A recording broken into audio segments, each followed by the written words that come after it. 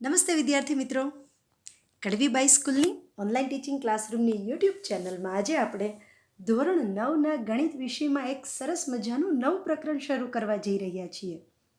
યુક્લિડની ભૂમિતિનો પરિચય. વિદ્યાર્થી મિત્રો, જો ભૂમિતિમાં આપને ઇન્ટરેસ્ટ હશે તો આ પ્રકરણ તમને ખૂબ જ ગમશે, કારણ કે આજે આપણે શીખીશું કે ભૂમિતિનો પ્રાચીન કાળથી આધુનિક સમય સુધી કઈ રીતે વિકાસ થયો છે.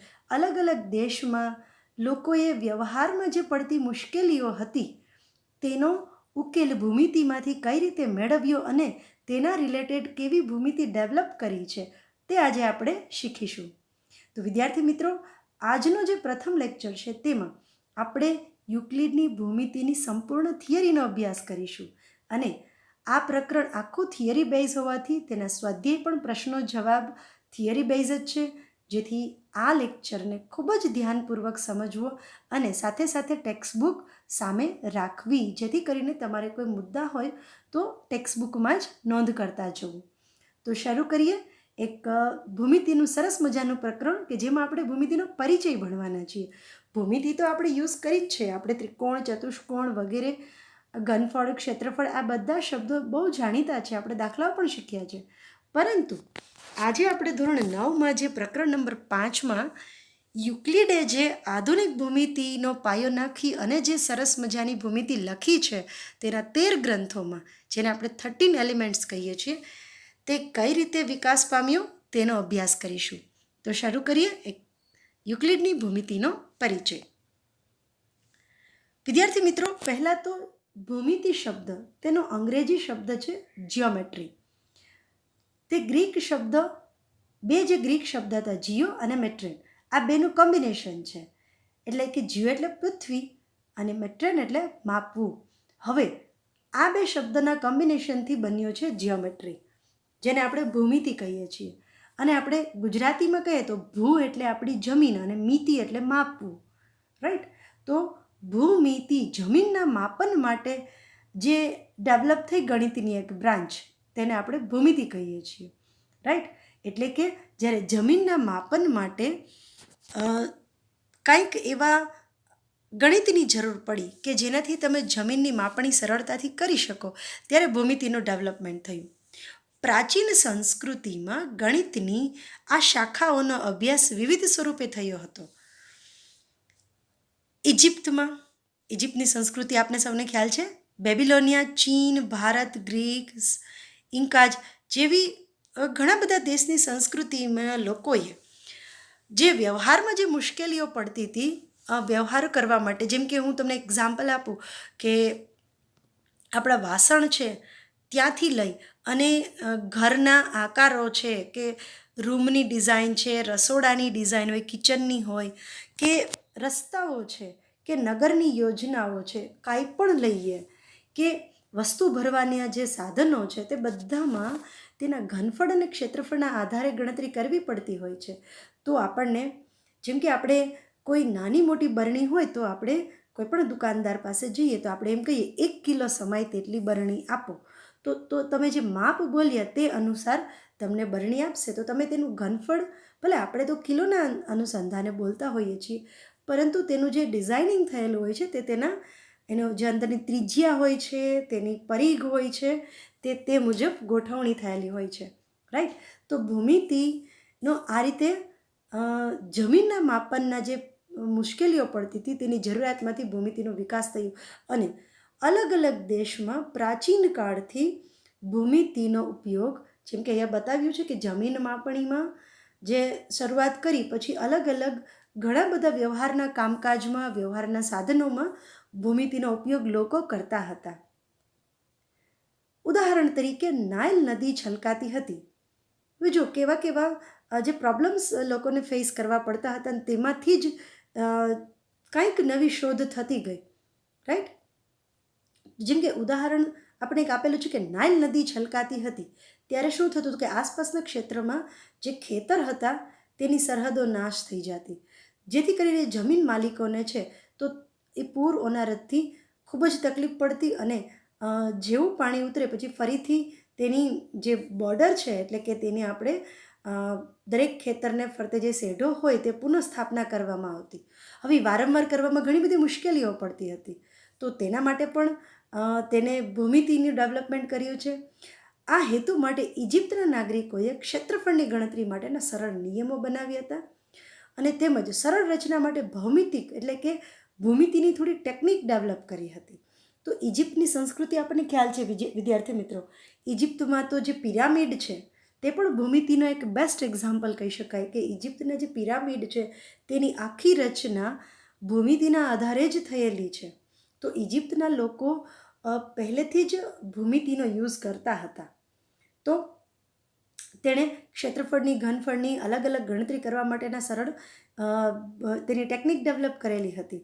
ધાન્ય ભંડારના ઘનફળની ગણતરી તથા પિરામિડના આડછેદ માટે, હવે જો પિરામિડનો આડછેદ, હવે તમે કોઈ પણ પિરામિડ જો જોયો હશે તો તેનો પાયો ચોરસ પણ હોઈ શકે, ત્રિકોણ પણ હોઈ શકે અથવા ષટકોણ પણ હોઈ શકે અને તેની જે સાઇડ્સ છે, બાજુઓ, તે ત્રિકોણ હોય છે અને ઉપરની તરફ ભેગા થતા ત્રિકોણ આ પ્રકારના હોય છે.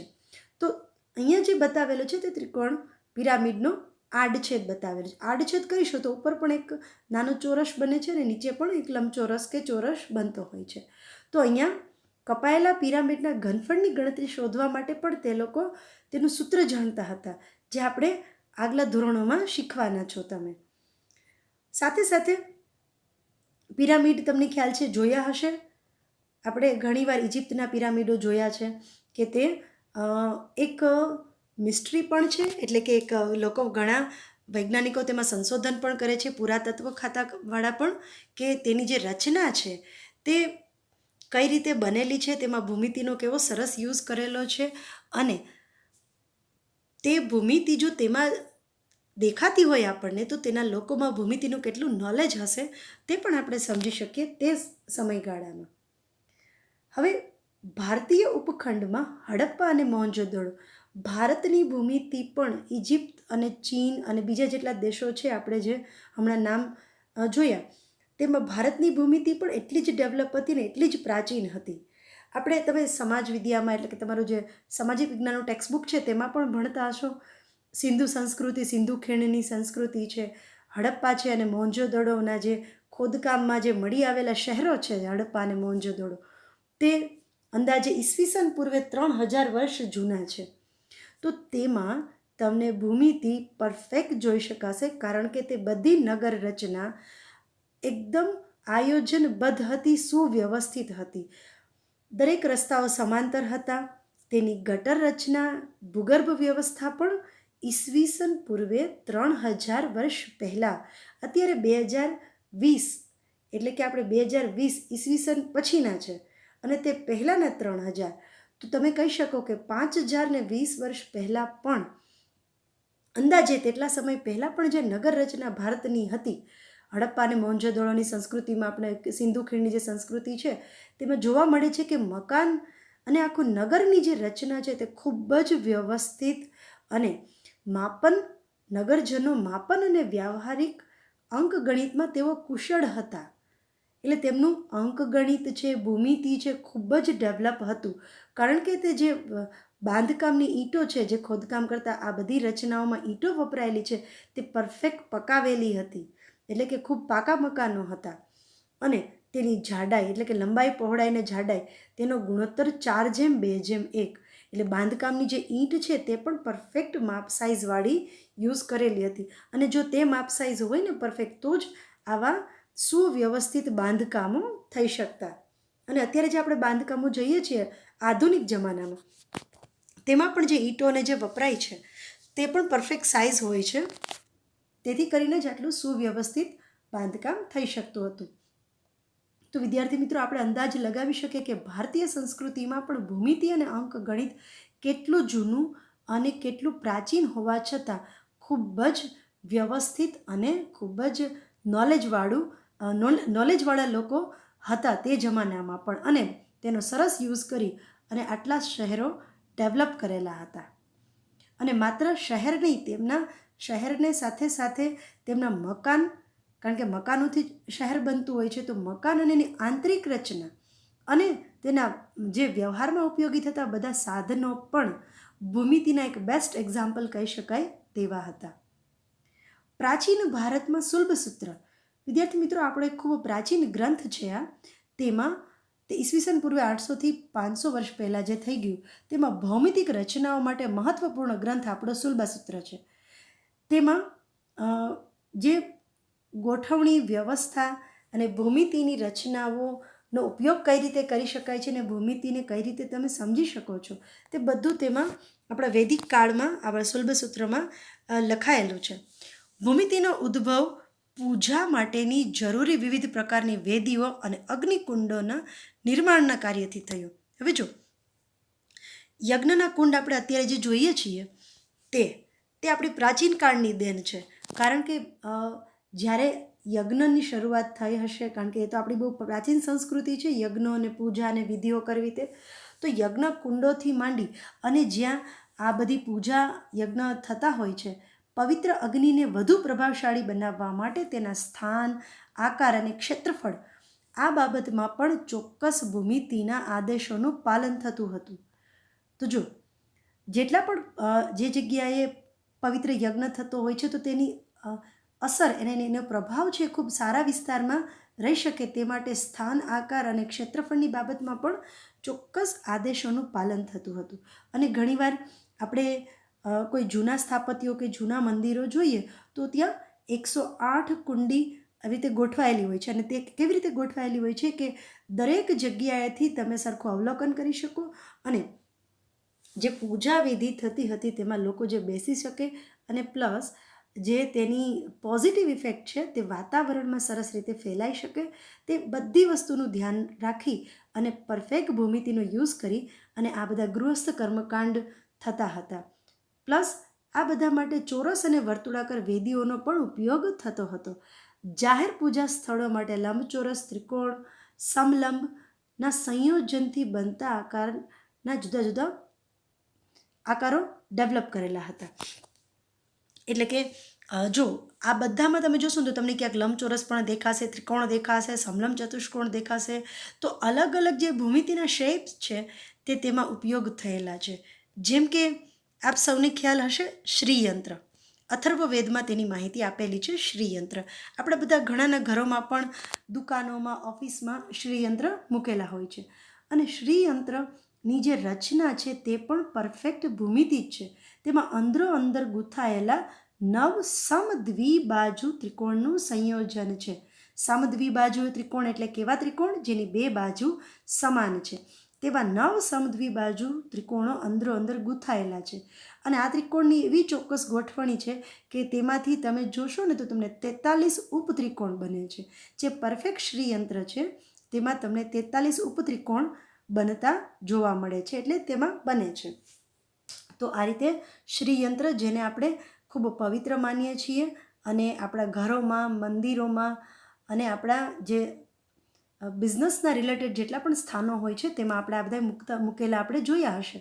તો તે આપણા જે ભારતીય આપણું વૈદિક શાસ્ત્ર છે તેમાં પરફેક્ટ ભૂમિતિનો યુઝ થયેલો આપણે જોઈ શકીએ છીએ. જોકે વેદીઓને બનાવવા માટે શુદ્ધ ભૌમિતિક પદ્ધતિનો ઉપયોગ થતો હતો, છતાં પણ તેની પાછળ સિદ્ધાંતોની રચના નહોતી કરેલી. એટલે કે ભારતમાં પુરાતન કાળથી જે આપણી વૈદિક પૂજાઓમાંથી માંડીને ઘણી બધી રચનાઓમાં ભૂમિતિનો યુઝ થતો હતો, પદ્ધતિ યુઝ થતી હતી, પરંતુ કોઈ સિદ્ધાંત, કોઈ રચના નહોતી કરેલી હતી. લોકો જાણતા હતા, જેમ કે શુલ્બસૂત્ર તો ઈસવીસન પૂર્વે 800થી 500 વર્ષ પહેલાં હતું, પરંતુ તે પહેલાંના જે બધી વૈદિક કાર્યો છે અથવા જે રચનાઓ છે તે બધામાં ભૂમિતિનો યુઝ થતો હતો, પરંતુ સિદ્ધાંતોની ચર્ચા કોઈ કરેલી નહોતી, પરંતુ પ્રેક્ટિકલ નોલેજ બધાને હતું. આ ઉદાહરણો દર્શાવે છે કે ભૂમિતિનો વિકાસ અને ઉપયોગ વિશ્વના દરેક સ્થાન પર થતો હતો, પરંતુ તે બહુ અવ્યવસ્થિત હતું. બધા લોકોને ભૂમિતિનું નોલેજ તો હતું અને ખૂબ જ વ્યવહારમાં યુઝ પણ કરતા હતા, પરંતુ કહી શકાય ને કે ભૂમિતિ બધા દેશો પાસે છૂટી છવાઈ હતી. પ્રાચીન વિશ્વમાં ભૂમિતિના વિકાસની આ ગતિવિધિઓની એક રોચક વાત એ છે કે તેનું જ્ઞાન પેઢીઓ સુધી લોકોને મૌખિક રીતે હતું અને અથવા તેને તાડના વૃક્ષના પાન પર સંદેશા લખીને અથવા કેટલીક અન્ય પદ્ધતિઓ દ્વારા આપવામાં આવતું. આપણને ખ્યાલ છે કે આપણી જે એજ્યુકેશન સિસ્ટમ હતી, ગુરુકુલ સિસ્ટમ હતી પહેલાં, ત્યારે મૌખિક પદ્ધતિ જ હતી. કે જે ગુરુ છે તે શ્લોક બોલી અને જે વિદ્યાર્થીઓને ભણાવતા, અને વિદ્યાર્થીઓ અમુક ઝાડના જેમ કે તાડના પાંદડા ઉપર લખી અને યાદ રાખતા અથવા મૌખિક યાદ રાખતા. તો ભૂમિતિ લોકોને ગાઢ રીતે યાદ હતી તે મૌખિક યાદ રાખતા હતા, અને આવી રીતે જે વૃક્ષના પાન છે તેની ઉપર લખીને સંદેશા લખીને આદાન પ્રદાન કરતા હતા. આ ઉપરાંત આપણને એ પણ જોવા મળે છે કે બેબીલોનિયન જેવી કેટલીય સંસ્કૃતિમાં ભૂમિતિ ખૂબ જ વ્યવહારલક્ષી દૃષ્ટિકોણના વિષય સુધી સીમિત હતી. તેમજ આવું જ ભારત અને રોમમાં હતું. ઇજિપ્તવાસીઓ દ્વારા વિકાસ પામેલ ભૂમિતિમાં મુખ્યત્વે પરિણામોનું કથન જ સમાવિષ્ટ થતું હતું. એટલે કે ઇજિપ્તવાસીઓ પાસે જે ભૂમિતિ હતું તેમાં પરફેક્ટલી કોઈ સ્ટેટમેન્ટથી તે તમે સમજી શકાય તે પ્રકારની થોડી ઘણી હતી. તેમાં પ્રક્રિયાઓનો કોઈ વ્યાપક નિયમ આપવામાં આવ્યો નહોતો. એટલે કોઈ પર્ટિક્યુલર નિયમના આધારે થાય છે તેવું નહીં, પરંતુ નોલેજ હતું, ભૂમિતિ હતું, પરંતુ કોઈ સિદ્ધાંત કે તેનો કોઈ નિયમ ડેવલપ કરેલો નહોતો. ખરેખર બેબીલોન અને ઇજિપ્તવાસીઓએ ભૂમિતિનો ઉપયોગ મોટા ભાગે વ્યવહારિક કાર્યો માટે જ કર્યો. રોમની સંસ્કૃતિ આપણને જોઈ છે, ઘણા બધા સ્થાપત્યો ઇજિપ્તમાં પણ આપણે જોઈએ છીએ. તો એ બધામાં ભૂમિતિનો વ્યવહારમાં પુષ્કળ ઉપયોગ થતો હતો અને ક્રમબદ્ધ વિજ્ઞાનના રૂપમાં વિકસિત કરવા માટે ખૂબ જ ઓછું કામ થયું. પરંતુ ગ્રીક જેવી સંસ્કૃતિઓમાં એ તર્ક પર ભાર મૂકવામાં આવ્યો હતો કે કેટલીક રચનાઓ કઈ રીતે થાય છે. એટલે કે જેમ ભૂમિતિ બધા દેશમાં હતી, પણ ગ્રીકના લોકો એટલે ગ્રીકની સંસ્કૃતિમાં લોકોએ એના લોજિક ઉપર ભાર મૂક્યો કે આ રચના થાય છે કઈ રીતે. જેમ કે આપણને પ્રશ્ન થવો જોઈએ વિદ્યાર્થી સહજ કે પિરામિડ છે તો પિરામિડની રચના કઈ રીતે થઈ હશે. તે આપણું જે કહી શકાય ને કે એનું જે બાંધકામ છે તેમાં કેવા ત્રિકોણો કઈ રીતે યુઝ કર્યા છે, કેટલા સંબાજુ, કેટલા અંદર જે રચના જવાની હોય, અથવા જે એનો રસ્તો છે તેની પણ લંબાઈ પહોળાઈ હશે. અથવા આપણે ભારતના જ આપણા સ્થાપત્યો, આપણા કિલ્લાઓ જોઈએ, જૂના મહેલો જોઈએ, સ્થાપત્યો જેટલા પણ છે, જેમ આપણે હડપ્પા અને મોહેંજો-દડો સંસ્કૃતિના શહેરો આપણે મુલાકાત લઈ શકીએ છીએ. તો તે બધાને જોઈને આપણને પ્રશ્ન થવા જોઈએ. અને જો પ્રશ્ન થશે તો જ તેનું તર્ક બહાર આવશે, અને તો જ તર્કને આધારે જ તેના નિયમો બનતા હોય છે. તો ગ્રીસવાસીઓએ ની રુચિ અનુમાનિત તર્કનો ઉપયોગ કરીને તેને સ્થાપિત કરેલા વિધાનો સત્યાર્થતામાં ચકાસવામાં આવી. તો વિદ્યાર્થી મિત્રો, અહીંયા મેં ટેક્સ્ટબુકના જ જે પેજ છે એ તમારા માટે મૂકેલા છે, કારણ કે આ જે ભૂમિતિ છે તે તમારે ટેક્સ્ટબુક સામે રાખીને જ સમજવાની છે, અને તેમાં જેટલા પણ મુદ્દાઓ છે તે નોંધ કરતા જવાનું છે. તો સૌપ્રથમ ગ્રીસના લોકોએ તેના તર્ક ઉપર ભાર મૂક્યો, અને તેમાં તેની પાછળ રહેલું ભૂમિતિમાં કયો તર્ક યુઝ થયો છે, તે કે નિયમ યુઝ થયા છે, અથવા કયો સિદ્ધાંત તેમાં ફિટ બેસે છે તેનો વિચાર કર્યો. તો એક ગ્રીક ગણિતશાસ્ત્રી થેલ્સ, આ બધો શ્રેય તેને જાય છે, કારણ કે તેને વિચાર કરી અને ભૂમિતિને સુવ્યવસ્થિત કથન અને જ્ઞાત સાબિતી આપી. તેઓએ સૌથી પહેલાં જ્ઞાત સાબિતી આપી, અને આ સાબિતી એક કથનની હતી કે વર્તુળનો વ્યાસ વર્તુળને સમવિભાજિત કરે છે, બે સમાન ભાગમાં વિભાજિત કરે છે. એટલે જો થેલ્સે જે ભૂમિતિ હતી તેમાં વર્તુળ છે, વર્તુળમાં તમે વ્યાસ, આપને સૌને નોલેજ છે કે વ્યાસથી તમે વર્તુળને કટ કરો તો એક જ સરખા બે ભાગ થાય, એટલે સમભાગમાં વિભાજિત થાય છે. અને આગળ જતાં અને થેલ્સ નામના ગણિતશાસ્ત્રીએ આ બધા જે ભૂમિતિ હતા તેનો તર્ક વિચાર્યું અને તેની જ્ઞાત સાબિતી આપી. કારણ કે કોઈ પણ વસ્તુ આપણે સ્વીકારી લઈએ તો ઘણા વિધાનો એવા છે કે તે સ્વીકૃત હોય છે, પરંતુ તેમાં પાછળ પ્રશ્ન થાય તો તેનું સાબિતી પણ હોવી જોઈએ. અને આગળ જતાં થેલ્સનો એક અતિ પ્રસિદ્ધ શિષ્ય પાયથાગોરસ. હવે પાયથાગોરસ એવા છે કે આ નામ તમે દરેક વિદ્યાર્થીએ સાંભળ્યું જ હશે, અને આપણે તે પાયથાગોરસ પ્રમેય ખૂબ જ ફેમસ પ્રમેય છે, જે 10મા ધોરણમાં આપણે તેની સાબિતી શીખવાના છીએ. તો પાયથાગોરસ અને તેના સાથીઓએ અનેક ભૌમિતિક ગુણધર્મોની શોધ કરી અને ભૂમિતિના સિદ્ધાંતોનો મહદ અંશે વિકાસ કર્યો. આ પ્રક્રિયા ઈસવીસન પૂર્વે 300 વર્ષ ચાલુ રહી. આ સમયે ઇજિપ્તના એલેક્ઝાન્ડ્રિયાના એક ગણિત શિક્ષક યુક્લિડ, હવે જો અહીંયાથી યુક્લિડ, આપણે જે ચેપ્ટરનું નામ છે ને યુક્લિડની ભૂમિતિનો પરિચય, જે ઇજિપ્તના એલેક્ઝાન્ડ્રિયાના એક ગણિત શિક્ષક હતા યુક્લિડ, તે સમય સુધી જાણીતા ગણિતના બધા જ જ્ઞાનને તેણે એકત્રિત કર્યું. તેણે શું કર્યું હતું, બધા દેશોમાં જે ભૂમિતિનું જાણીતું નોલેજ હતું, જેટલા આપણા ગ્રંથો હતા, અમુક લખાયેલા હતા, અમુક જે મૌખિક હતા, તે બધું નોલેજ ભેગું કર્યું અને તેને એકત્રિત કરીને તેને એલિમેન્ટ્સ નામના એક પ્રસિદ્ધ ગ્રંથ રૂપમાં વ્યવસ્થિત રજૂ કર્યું અને એને તેને 13 ગ્રંથમાં વિભાજિત કર્યું. એટલે આપણે યુક્લિડના 13 એલિમેન્ટ્સ, આ ગ્રંથ ખૂબ જ જાણીતા ગ્રંથ છે. 13 એલિમેન્ટ્સ, એમાં અલગ અલગ ચિત્રો મેં આપેલા છે અહીંયા. એનું વોલ્યુમ 1, વોલ્યુમ 2 તે રીતે પ્રસિદ્ધ થતા હતા. તો 13 પ્રકરણોમાં તેને ભૂમિતિને રજૂ કરી અને તેમાંથી પ્રત્યેકને પુસ્તક માનવામાં આવે છે. અને આ પુસ્તકો સમગ્ર વિશ્વમાં ભૂમિતિ સંબંધિત સમજણને આવનારી પેઢીઓ સુધી પ્રભાવિત કરશે. એટલે કે આપણે જે લેટેસ્ટ ભૂમિતિ ભણીએ છીએ અત્યારે, તે બધા દેશોમાં જે વિકસિત હતી પરંતુ સિદ્ધાંત, નિયમ અને સાબિતી રૂપે જે નહોતું, તેણે થેલ્સ અને ત્યારબાદ તેના વિદ્યાર્થી પાયથાગોરસ અને તે જ સમય દરમિયાન ઇજિપ્તના ગણિત શિક્ષક યુક્લિડે તેને પરફેક્ટલી ગ્રંથોમાં લખ્યું અને સાબિતી આપી. અને જેટલી જ્ઞાત હતી તેટલી જ્ઞાત સાબિતીની પણ તેમાં સમજણ આપેલી છે. તો યુક્લિડની ભૂમિતિ 13 પ્રકરણોમાં પરફેક્ટલી વિભાજિત થયેલી છે. હવે યુક્લિડની થોડીક વ્યાખ્યાઓ, પ્રમેય અને પૂર્વધારણા. હવે આ શબ્દો આપણને જાણીતા છે. વ્યાખ્યા તો આપણે જાણીતો શબ્દ છે. પ્રમેય કદાચ 8મા ધોરણમાં તમે આ શીખ્યા ના હોય તો પ્રમેય એટલે કે જેને આપણે તર્કસંગત દલીલોથી સાબિત કરીએ, જે વિધાનને તમે લોજિકલી આર્ગ્યુમેન્ટ્સથી સાબિત કરો તેને પ્રમેય કહેવાય. અને પૂર્વધારણા એટલે શું? કે જે વિધાનોની ધારણા કરેલી છે તેની કોઈ સાબિતી નથી, તે સર્વસ્વીકૃત છે, યુનિવર્સલ ટ્રુથ જેને આપણે કહી શકીએ કે તેને સાબિતીની જરૂર નથી, તો તેને પૂર્વધારણાઓ કહેવાય છે. અને તેમાં એક શબ્દ હજી પણ આવશે, સ્વયં સિદ્ધ સત્યો. તે વિધાન જ પોતે સ્વયં સિદ્ધ છે, તેને સાબિતીની જરૂર હોતી નથી. હવે જો યુક્લિડની વ્યાખ્યાઓ, હવે આપણે યુક્લિડે જે 13 એલિમેન્ટ્સમાં પરફેક્ટ ભૂમિતિ લખી છે તેમાંથી થોડી વ્યાખ્યાઓ, પ્રમેય અને પૂર્વધારણાઓની ચર્ચા કરીએ આપણે અહીંયા. કે ઘન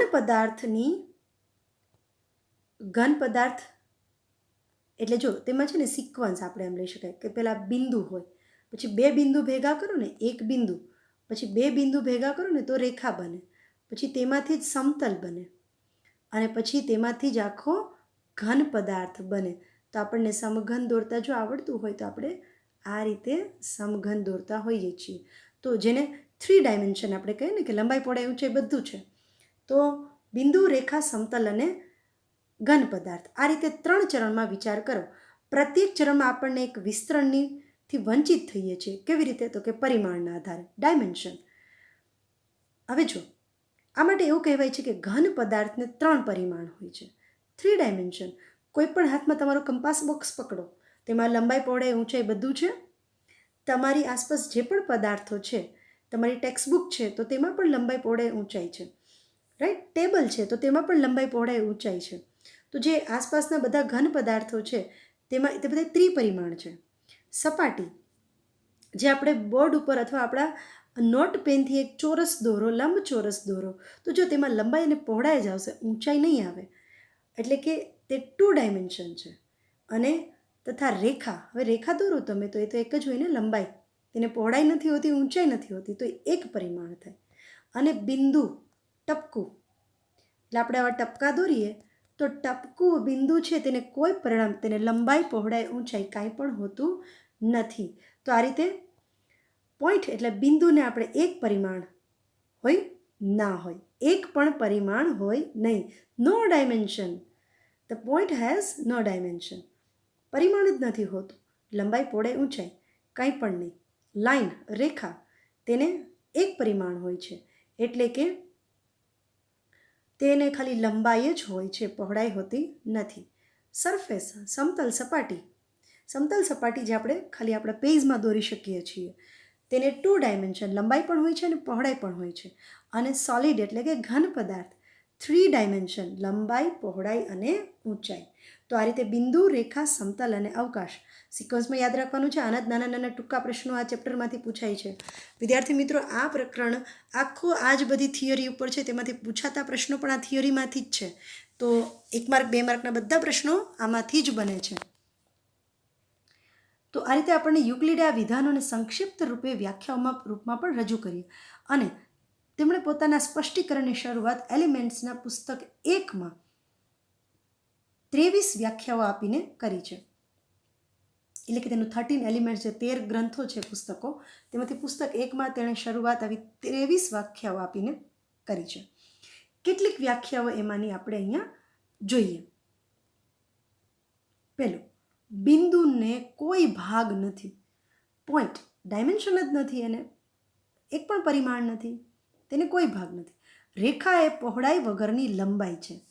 આપણે જ્યાં આ શબ્દો હવે સાંભળશું ને તેમ લાગે આ તો ખૂબ ઇઝી છે, પરંતુ પ્રાચીન સમયમાં સંસ્કૃતિમાં લોકોએ આવા કોઈ વિધાનો નહોતા લખેલા. ભૂમિતિ તેની પાસે ખૂબ જ ડેવલપ્ડ હતું, પરંતુ કોઈ સિદ્ધાંત કે નિયમો કે વ્યાખ્યાઓ યુક્લિડે આવી રીતે રજૂ કર્યું જેથી વિદ્યાર્થીઓને સરળતાથી ભણી શકે અને આગળ જતાં ભૂમિતિની નવી નવી જે શાખાઓ છે અને નવું નવું નોલેજ છે તે ડેવલપ થતું રહ્યું. હવે અહીંયા રેખા છે એ પહોળાઈ વગરની લંબાઈ છે. રાઈટ, ઇઝી છે ને, તેને ખાલી લંબાઈ જ છે, પહોળાઈ નથી. રેખાના અંત્યમાં બિંદુઓ જ હોય છે. તમે રેખાને લંબાવતા જો તેના અંત ભાગમાં તો બિંદુઓ જ હોય. જે પોતાના પર બિંદુઓની સાથે સમાન રીતે રહેલ હોય એવી એક રેખા સીધી રેખા છે. તો થાય ને? જો આમાં બધામાં આપણે કોઈ એક રેખા સમજીએ અહીંયા, તો કોઈ રેખાને આપણે હું આ રીતે દોરું, ઘણા બધા ટપકાઓ લઈ લઉં અને આ બધા ટપકાઓને આપણે જોડીએ તો એક રેખા બને ને. તો સમાન રીતે વહેંચાયેલા બિંદુઓ ભેગા થાય તો એક રેખા બને. ચાલો, 5મા નંબરનું, પૃષ્ઠને માત્ર લંબાઈ અને પહોળાઈ. પૃષ્ઠ એટલે શું? સમતલ સપાટી. લંબાઈ છે અને માત્ર પહોળાઈ છે. પૃષ્ઠની ધાર રેખા હોય છે, એટલે કે આ પ્લેન સપાટી, જો આ દરેક ધાર કહેવાય એની રેખા જ કહી શકાય. આમ તો રેખાખંડ, પણ રેખાખંડથી રેખાનો જ ભાગ હોય એટલે આપણે પૃષ્ઠની ધાર છે તે રેખા કહેવાય. જે સપાટી પોતાના પરની સીધી રેખાઓની સાથે એક સમાન રીતે રહેલ હોય તે સપાટીને સમતલ કહે છે. તો અહીંયા જે આકૃતિ છે ને સમતલ સપાટીની છે. તેની પોતાના પરની સીધી રેખાઓ એક જ સમાન રીતે ગોઠવાયેલ, એટલે સમાન રીતે એક ગોઠવાયેલી છે. તો આવી સપાટીને આપણે સમતલ કહેવાય છે, પ્લેન. હવે યુક્લિડ તેની વ્યાખ્યાઓની શરૂ કરતા તેમાં કેટલાક ગુણધર્મોને સાબિત કર્યા વગર સત્ય વિધાન માનવાની કલ્પના કરી. કારણ કે ઘણા બધા વિધાનો એવા છે કે તેમાં કોઈ સાબિતી તમે કરી જ ન શકો. તેને તમે વાક્ય જોઈને જ સમજી શકો છો કે તેને સાબિતીની જરૂર હોતી નથી. તો આ કલ્પનાઓ વાસ્તવમાં સ્પષ્ટપણે વૈશ્વિક સત્ય હતી કે તેને કોઈ સાબિતીની જરૂર નથી. તેમણે 2 ભાગમાં વિભાજિત કર્યા. હવે જો વ્યાખ્યાઓની લખવાની શરૂઆત કરીને તેમાંથી ઘણા ગુણધર્મો ડેવલપ થયા. હવે ગુણધર્મોમાં ઘણા વિધાનો એવા થયા જેને સાબિતી વગર લીધા અને એમાં 2 ભાગ પાડ્યાને કે જેટલા વિધાનો તે લખતા ગયા વ્યાખ્યાની સાથે, તો વ્યાખ્યાને લખવાની શરૂઆત કરી તો નવા વિચારો આવ્યા અને નવા ગુણધર્મો લખ્યા. તેના 2 ભાગ પાડ્યા, સ્વયંસિદ્ધ સત્ય અને પૂર્વધારણાઓ. તેમણે પૂર્વધારણા શબ્દનો ઉપયોગ કરી કલ્પનાઓ માટે કર્યો, કારણ કે પૂર્વધારણા અગાઉ કરેલી ધારણાઓ અને પછી તે ઓટોમેટિક સાબિત કરવા યોગ્ય નહોતા, મતલબ કે સાબિત હતા તેને સાબિતીની જરૂર નહોતી. એટલે જે પૂર્વ કરેલી ધારણાઓ એટલે એને શબ્દ આપ્યો પૂર્વધારણા, જે વિશિષ્ટ રીતે ભૂમિતિથી સંબંધિત હોય. બીજી તરફ એવી સામાન્ય સંકલ્પનાઓ કે જે ઘણીવાર સ્વયંસિદ્ધ સત્યો છે. સ્વયંસિદ્ધ, વાક્ય પોતે જ સ્વયંસિદ્ધ છે કે તેને સિદ્ધ કરવાની એટલે કે સાબિત કરવાની જરૂર નથી, જેનો હંમેશા ગણિતમાં પ્રયોગ કરાયો અને તેને માત્ર ભૂમિતિ સાથે જ વિશેષ સંબંધ ન હતો.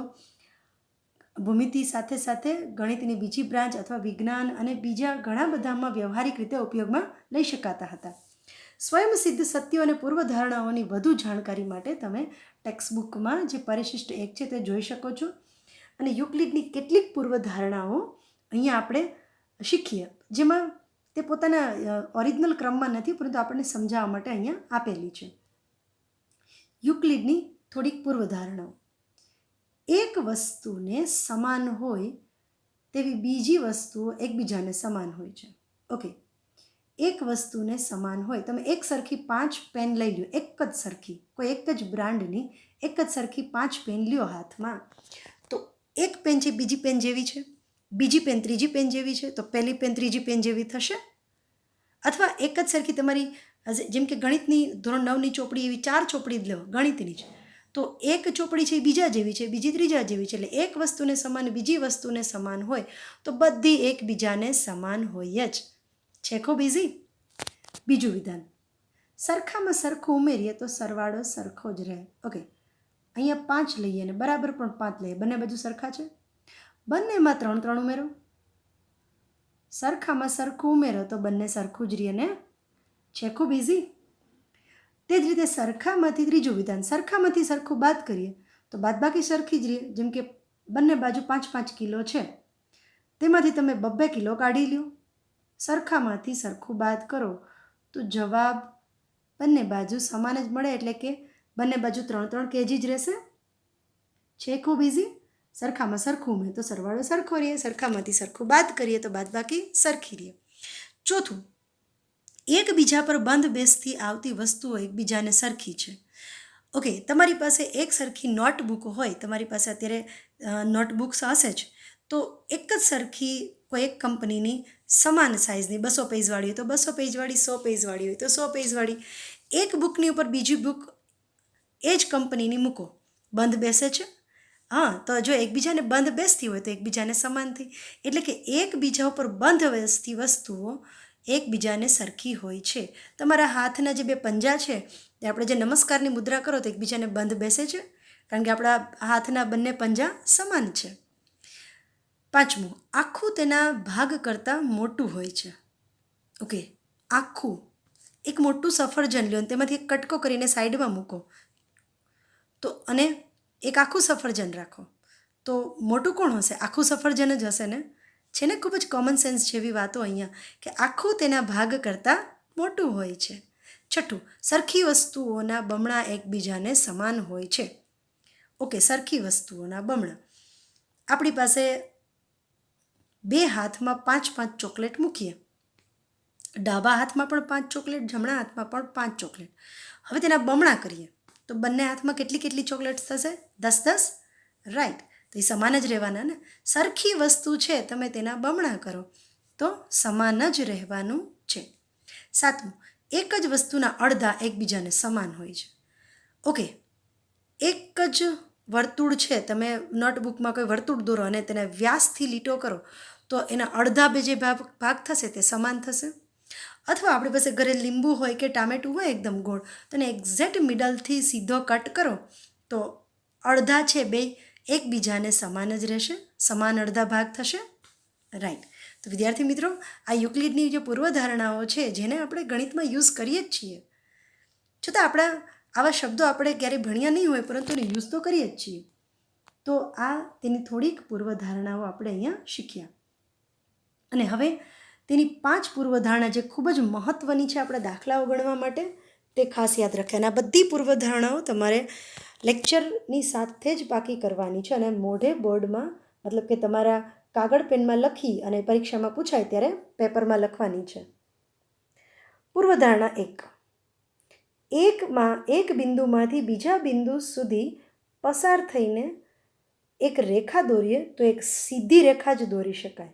ઓકે, તમે પહેલાં 2 બિંદુ લ્યો, હવે તેમાંથી પસાર થતી એક રેખા દોરો તો એ સીધી રેખા જ દોરશો. રાઈટ, છે ઇઝી ખૂબ. પૂર્વધારણા 1 કે એક બિંદુમાંથી બીજા બિંદુ સુધી થઈને પસાર થતી એક સીધી રેખા જ દોરી શકાય. હવે તેમાંથી એક પેટા પૂર્વધારણા બને છે જેને 5.1 કહીશું, કે આપેલા 2 ભિન્ન બિંદુઓમાંથી પસાર થતી અનન્ય રેખા મળે. હવે જો તમે કોઈ પણ જગ્યાએ 2 બિંદુ લેશો ને તો તેમાંથી અનન્ય એટલે કે એક અને માત્ર એક જ રેખા દોરી શકાય છે. કોઈ પણ જગ્યાએ આપણે લઈએ તો 2 ભિન્ન બિંદુઓમાંથી એક જ રેખા દોરી શકાય. અનન્ય એટલે એક અને માત્ર એક. એટલે અહીંયા આપણે જે પૂર્વધારણા 1 છે ને તેનું જ વિધાન છે, પરંતુ એટલે પેટા આપણે પૂર્વધારણા 5.1 કહીએ કે એક બિંદુને બીજા બિંદુને જોડો તો એક સીધી રેખા મળે. અથવા એમ બોલો કે 2 ભિન્ન બિંદુઓમાંથી એક અને માત્ર એક એટલે કે અનન્ય રેખા જ મળે. તમે સમતલમાં કોઈ પણ 2 જગ્યાએ બિંદુ લ્યો તો આ રીતે જોડો તો તમને એક જ રેખા મળે છે. હવે એક બિંદુ હોય ને તો તેમાંથી તો ઘણી બધી રેખા થાય. જો આ રીતે આમ દોરો, આ રીતે દોરો, એક બિંદુમાંથી અસંખ્ય રેખા દોરી શકાય. પરંતુ 2 બિંદુને જોડો, જો એ બતાવેલું છે કે આ એક પી બિંદુ છે ને એમાંથી કેટલી બધી રેખાઓ મળી, ક્યુ બિંદુમાંથી પણ ઘણી બધી રેખાઓ મળી, પરંતુ પી અને ક્યુને જોડતી તો માત્ર એક જ રેખા મળે. આ સિવાય વધુ તમે દોરી શકો? ના દોરી શકાય, કારણ કે બે બિંદુને જોડો તો માત્ર એક જ રેખા મળે છે, જે આપણી પૂર્વધારણાનું વિધાન છે. પૂર્વધારણા નંબર 2, શાંત રેખાને અનંત સુધી લંબાવી શકાય. ઓકે, હું આવડી કોઈ એક રેખા દોરું છું અહીંયા. આને મારે વિસ્તાર કરવો હોય તો આને અનંત સુધી લંબાવી શકાય છે. શાંત કોને કહેવાય? આટલી સીમિત દોરીએ. પરંતુ રેખા તો અનંત સુધી જ વિસ્તરતી હોય છે. તમે આ રીતે આકૃતિ દોરી શકો કે શાંત રેખાને અનંત સુધી dot dot line, that means તે બંને દિશામાં અનંત સુધી વિસ્તરે છે. પૂર્વધારણા નંબર 3, કોઈ પણ બિંદુને કેન્દ્ર લઈ કોઈ પણ લંબાઈની ત્રિજ્યા લઈ વર્તુળ રચી શકાય છે. તમે પરિકરમાં પેન્સિલ ગોઠવી અને ગમે તેટલી ત્રિજ્યા લઈને વર્તુળ તમે દોરી શકો છો. રાઈટ. હવે તેની સાબિતીની જરૂર છે. આ બધા વિધાન જોવો અહીંયા કે આ પૂર્વધારણા એટલે જ કહી શકાય છે કે તેને સાબિતીની જરૂર નથી. કોઈ પણ તમે તમારા પેજમાં કોઈ પણ એક ટપકું કરો ને ત્યાં પરિકરનો પોઈન્ટ રાખો અને આ રીતે વર્તુળ તમે દોરી શકો છો. તો કોઈ પણ ત્રિજ્યા લ્યો, ફૂટપટ્ટીથી માપીને લ્યો અથવા પરિકર એમનેમ ખોલીને પણ તમે ત્રિજ્યા અનુમાનિત કોઈ પણ લઈ શકો છો અને વર્તુળ દોરી શકો છો. તો આ પૂર્વધારણા છે ખૂબ ઇઝી કે કોઈ પણ બિંદુને કેન્દ્ર લઈ કોઈ પણ લંબાઈની ત્રિજ્યા દોરી શકાય છે, ત્રિજ્યાનું વર્તુળ દોરી શકાય છે. ચોથી પૂર્વધારણા, બધા જ કાટખૂણા એકબીજાને સમાન હોય છે. હવે કાટખૂણા એટલે શું વિદ્યાર્થી મિત્રો? જે 90 અંશનો ખૂણો બનાવતા હોય તેને આપણે કાટખૂણો કહીએ છીએ. રાઈટ. હું આવડો કાટખૂણો દોરું કે આવડો મોટો કાટખૂણો દોરું, બધા કાટખૂણા કેવા હોય છે? સમાન જ હોય છે, કારણ કે બધા કાટખૂણા 90 અંશના હોય છે. પાંચમી પૂર્વધારણા, હવે આને થોડી ધ્યાનપૂર્વક સમજવી જરૂરી છે, કારણ કે તેના એક એક વિધાન ઉપરથી આપણે પછી પરફેક્ટલી આકૃતિ બનશે. પહેલાં તો વિધાન સમજીએ કે જો બે રેખાઓને ત્રીજી રેખા છેદે અને આ રેખાની એક જ બાજુ તરફના બે અંતઃકોણોનો સરવાળો બે કાટખૂણા કરતાં ઓછો હોય. હવે જો પહેલાં તો આટલું વિધાન સમજીએ કે જો બે રેખાઓને ત્રીજી રેખા છેદે. ઓકે, એક રેખા અહીંયા લઉં, આ એક રેખા લીધી, આ બીજી રેખા લીધી, ત્રીજી રેખા એને છેદે છે. તો કોઈ એક તરફના, છેદિકાની એક તરફના અંતઃકોણ તો નોલેજ છે આપણને. સપોઝ આપણે આ બાજુ લઈએ તો આ ખૂણા છે ને 90 કરતાં ઓછા મળે. જો તમે આ રીતે એક્ઝેક્ટ સીધી દોરો ને તો આ 90ના ખૂણા બની શકે. આ ખૂણા 4 4, પણ એક્ઝેક્ટ સ્ટ્રેટ દોરી હોય તો. પરંતુ આ રીતે દોરો તો અંતઃકોણોનો સરવાળો બે કાટખૂણા એટલે 90 180 કરતાં ઓછો હોય. એટલે જો આ બેનો સરવાળો 180 કરતાં ઓછો થશે. તો જો આવું થાય તો પ્રથમ બે રેખાઓને આ ખૂણાઓ તરફ અનંત સુધી લંબાવતા જાઓ તો એકબીજાને છેદે. હવે જો આ તરફ છે બે ખૂણા 90 કરતાં ઓછા છે, એટલે કે બંને લઘુકોણ છે. હવે બંને લઘુકોણ હોય તો બેનો સરવાળો 180 કરતાં ઓછો જ હોવાનો. તો એવું થશે તો એ તરફની રેખાઓને તમે અનંત સુધી જો આમ વિસ્તાર કરો તો આગળ જતાં તે ક્યાંક, આને આપણે આ રીતે એક્સપાન્ડ કરતા જઈએ તો આગળ જઈને તે રેખા ક્યાંક ભેગી થઈ જશે. કારણ કે તમે આ રેખા જે છે તેને આ રીતે લંબાવો અને આ રેખા છે તેને આ રીતે લંબાવો. રાઈટ. પણ તમે સ્કેલથી કરશો તો તમે ઇઝીલી કરી શકશો. અહીંયા મારી પાસે અત્યારે સ્કેલ નથી, જેથી આ લાઈન અત્યારે કદાચ સીધી ના થઈ શકે. તો આ રીતે તમે અહીંયા બે ખૂણા ક્યાં જોવાના કે જે તરફ ખૂણાઓ બે કાટખૂણા કરતાં ઓછા થાય છે, એટલે કે 90 કરતાં ઓછા લઘુકોણ બને છે. તો એ તરફની રેખાઓને અનંત સુધી તમે લંબાવો તો આગળ જતાં ગમે ત્યાં અહીં લંબાવો તો બે એકબીજાને છેદશે જ. રાઈટ. જો આ રીતે પણ તમે દોરી શકો છો આકૃતિ. હવે જો આ જ રેખાને આપણે આગળ જતાં લંબાવો અનંત સુધી તો આ રેખા એકબીજાને છેદે છે. રાઈટ. તો હવે સમજાણી પૂર્વધારણા નંબર 5 કે જો બે રેખાને કોઈ ત્રીજી રેખા છેદે અને કોઈ એક બાજુ તરફ બે ખૂણા કાટખૂણાના સરવાળા કરતાં એટલે કે 180 કરતાં સરવાળો ઓછો થાય, એટલે કે બંને ખૂણા લઘુકોણ કરતાં પણ નાના થાય, તો તે તરફની રેખાઓ આગળ અનંત સુધી લંબાવો તો એકબીજાને છેદે જ. તો આ થઈ પૂર્વધારણા નંબર 5. વિદ્યાર્થી મિત્રો, આ 5 પૂર્વધારણા પરફેક્ટલી મોઢે પાકી કરવાની છે. યુક્લિડે પોતાની પૂર્વધારણા અને સ્વયંસિદ્ધ સત્યો આપ્યા પછી તેનો ઉપયોગ અન્ય પરિણામોને સાબિત કરવામાં કર્યો હતો. આપણે જો ઘણા બધા પ્રમેયો શીખીશું ને તેમાં પણ આ પૂર્વધારણાનો યુઝ કરીશું અને પછી આ પરિણામોનો ઉપયોગ કરીને અનુમાનિત તર્ક દ્વારા કેટલાક પરિણામો પણ સાબિત કર્યા. જે વિધાનોને સાબિત કર્યા તેને પ્રમેય કહેવાય. આપણે શરૂઆતમાં શીખ્યા ને, પ્રમેય કોને કહેવાય? કે જે વિધાનને સાબિત કરવા પડે તર્કસંગત દલીલોથી. આ શબ્દ ખાસ યાદ રાખવાનો. અને જેને તર્કસંગત દલીલોથી સાબિત નથી કરવાના, જે તમે ઇઝીલી સમજી શકો છો, તેને પૂર્વધારણા કહેવાય છે. યુક્લિડે તેમના સ્વયંસિદ્ધ સત્યો, પૂર્વધારણા, વ્યાખ્યાઓ અને પહેલાં સાબિત કરેલા પ્રમેયોનો ઉપયોગ કરીને એક તર્કસંગત શૃંખલામાં 465 સાધ્ય અનુમાનિત કર્યા. તો વિચાર કરો, જો તેની વ્યાખ્યા લખવાની શરૂ કરી, તેમાંથી પૂર્વધારણાઓ બની, સ્વયંસિદ્ધ સત્યો બન્યા, પ્રમેયો બન્યા, અને આ તર્કસંગત શૃંખલામાં તેણે 465 સાધ્ય એટલે શું કહેવાય? કે જે વિધાનોને સાબિત કરવાના હોય તેને સાધ્ય કહેવાય. ભૂમિતિના કેટલાક આગળના પ્રકરણોમાં તમે આ બધા સ્વયંસિદ્ધ સત્યો, પૂર્વધારણાઓ, વ્યાખ્યાનો ઉપયોગ કરીને ઘણા બધા પ્રમેયો આપણે સાબિત કરવાના છીએ. ધોરણ 9માં પણ, 10માં પણ, અને આગળ તમે જેટલા પણ ગણિત ભણશો, ભૂમિતિ ભણશો, તો તેમાં આ બધાનો ઉપયોગ કરવાનો થશે. તો વિદ્યાર્થી મિત્રો, આજે આપણે યુક્લિડની ભૂમિતિનો પરિચયનો જે આ લેક્ચર છે, ટોટલી થિયરી બેઝ લેક્ચર હતો. આ બધી થિયરી પરફેક્ટ સમજાશે તો જ આપણને નેક્સ્ટ સ્વાધ્યાય 5.1ના જે પ્રશ્નો જવાબ છે તમે ખૂબ જ સરળતાથી આપી શકશો, જેમાં આપણે આ બધી પૂર્વધારણા પણ યુઝ કરીશું, વ્યાખ્યાઓનો પણ યુઝ કરીશું.